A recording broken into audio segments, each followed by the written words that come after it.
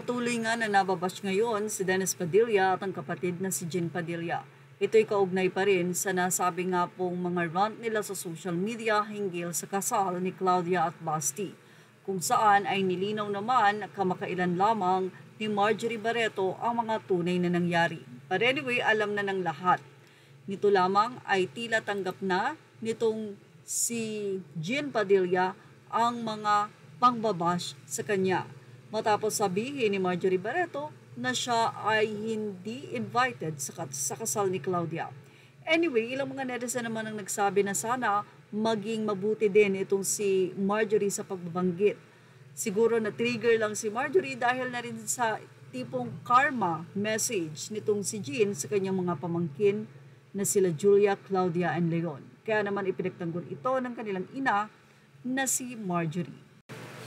Aminado na nga si Jean Padilla sa mga natatanggap niyang bashing. Sa kanya naging post, aniya, "It's okay if you say hurtful things, you don't know me and I don't know you. But I still choose to send you love, peace, and prayers for healing." Nakiusap naman si Dennis Padilla na spare ang kanyang kapatid. Tanging pagmamahal lang daw ang ipinakita nito sa kanya. Say ni Dennis sa mga bashers, "Please spare my brother. Itodo nyo na lang sa akin. God bless you more. Dear Jean, wala kang mali. Nagbigay ka lang ng suporta sa akin dahil nararamdaman mo ako. Salamat." Pero tila hindi naging epekto ito sa mga netizen or walang naging effect.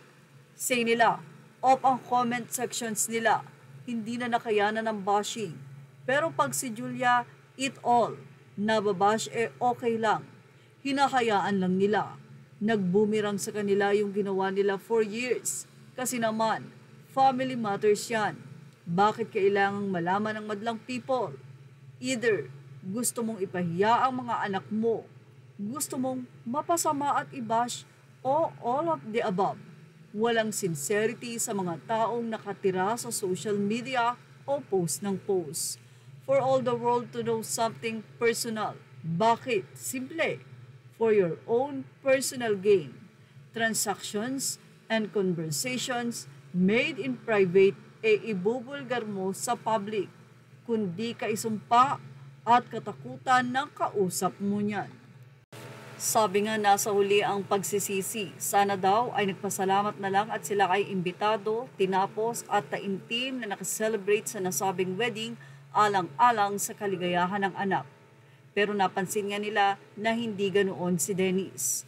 Mukhang totoo nga ang sinasabi ni Marjorie na kilalang kilala niya si Dennis dahil ilang taon silang nagsama, na mainitin ang ulo nito at hindi kayang magtimpi.